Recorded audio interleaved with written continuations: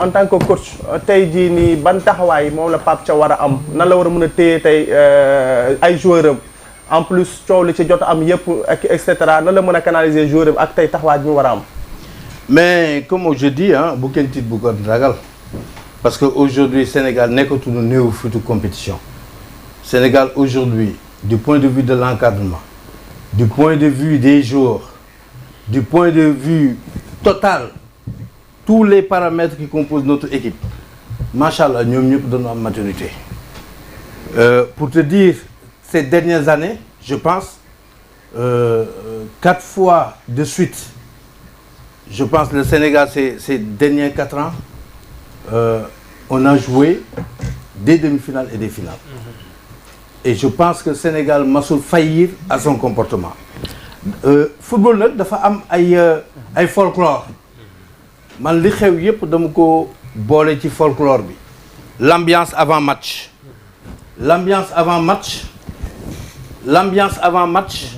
moom mooy aujourd'hui déclaration yooyu yi am ainsi de suite xam nga la plupart du temps ñu ragal ñoom ñooy def lu ñu warul def ñoom ñooy jéem a jouer match bi fu mu warul nekk mais nos joueurs yi ma xam sont très matures l'encadrement est très mature l'entraîneur c'est un grand professionnel il a l'habitude de ces instants-là il a joué le mondial il a été professionnel il a été entraîneur et il connaît cette ambiance-là déjà avec les U23 déjà en Algérie il est parti en Algérie d'accord pour gagner la coupe et c'était plus difficile encore parce que chez les Algériens c'était pas évident donc je pense que c'est tout simplement du folklore parce que am na avant match d'accord pendant le match c'est un autre Pape Thiaw c'est d'autres jours qu'on verra le comportement est tout autre les joueurs sont très concentrés parce que soxla wuñ leen ci décor boobu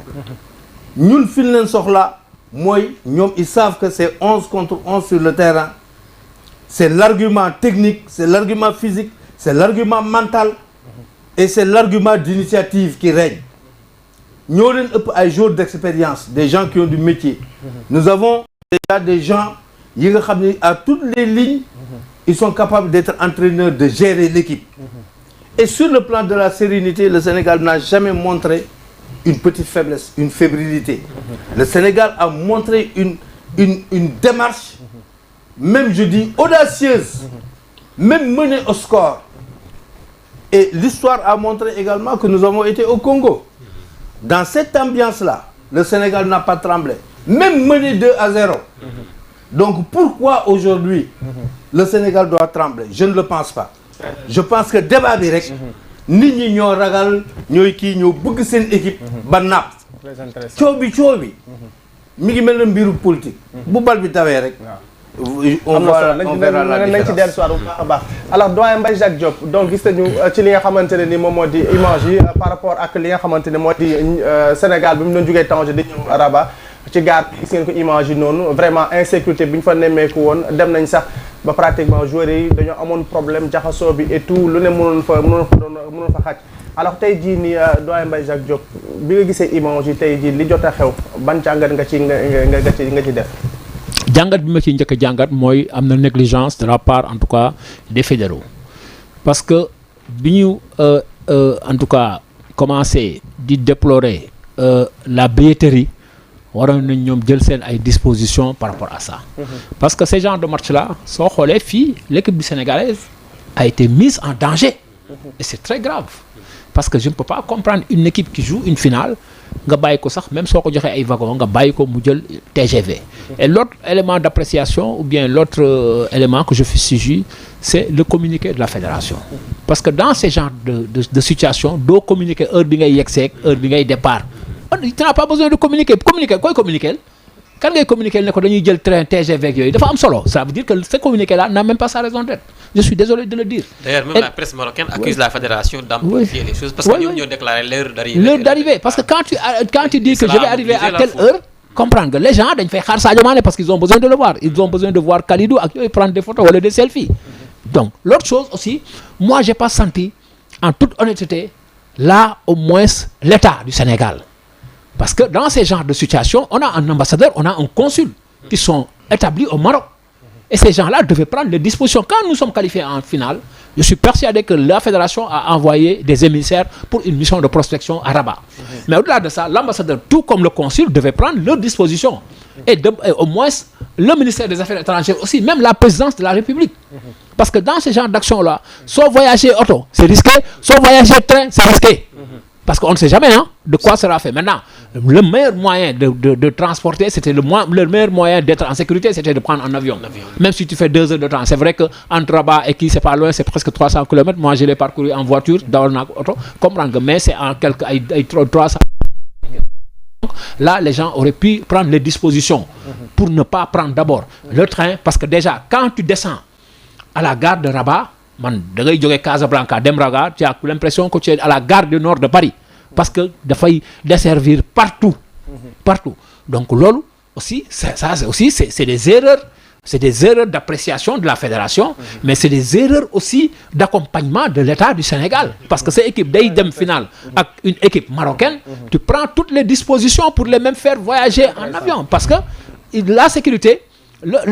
c'est pas du ressort du Maroc, parce que le Maroc organisé wul.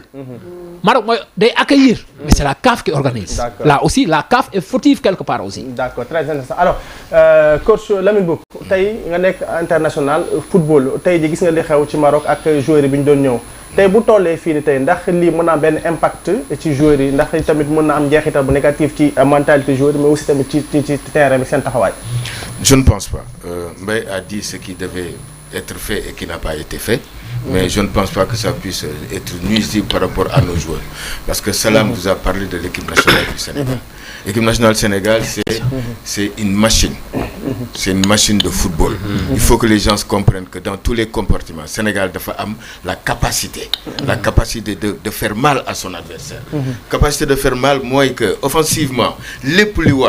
autant défensivement par la défense ou le milieu de terrain l'attaque dinañ ko def défensivement lépp li war loo xam ni attaque bi dina ko def milieu bi dina ko def défense dina ko def dafa am nekk donc ce qui fait que Sénégal aujourd'hui dafa nekk équipe boo xam ni pour nga mën a gagner Sénégal il faut que tu te lèves de très tôt ou bien qu'il y ait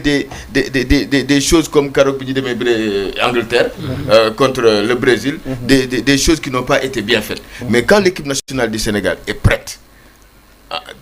taxaw amul benn équipe voilà gis nga Sénégal dafa football durant toute la CAN le football wane boppam les gens n'ont pas compris le Sénégal a joué avec plusieurs facettes avec plusieurs joueurs donc Sénégal aujourd'hui mën naa wax ni mën na dugal façon joueur bu nekk ci biir équipe am pour mu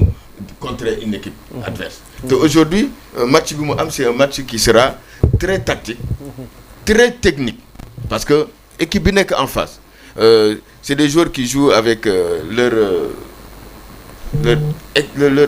dañuy exprimer wu par rapport à leur technicité. Est-ce que alors que le Sénégal c'est une équipe bi nga xam ni dafa tactique dafa soudé dafa intransigeant dans ce que tu dois faire ce qui fait que quand ces gens-là vont utiliser leurs individualités il y a cette sécurité tactique il y a cette hargne bi nga xam ni Sénégal dañ ko am ba nga xam ni duñ leen ko mën a may. te Maroc aujourd'hui dafa am ñetti jours la am. aujourd'hui mën nañu wax que le football le match sera axé sur les ailes. est-ce que tu ñëw sa baa dugg ci biir match nañ ci ñëw très intéressant alors Diassé alors mu mel ni tey coow li jotaam yëpp Maroc ak joueurs yeeg yooyu noonu dafay fës rek di wane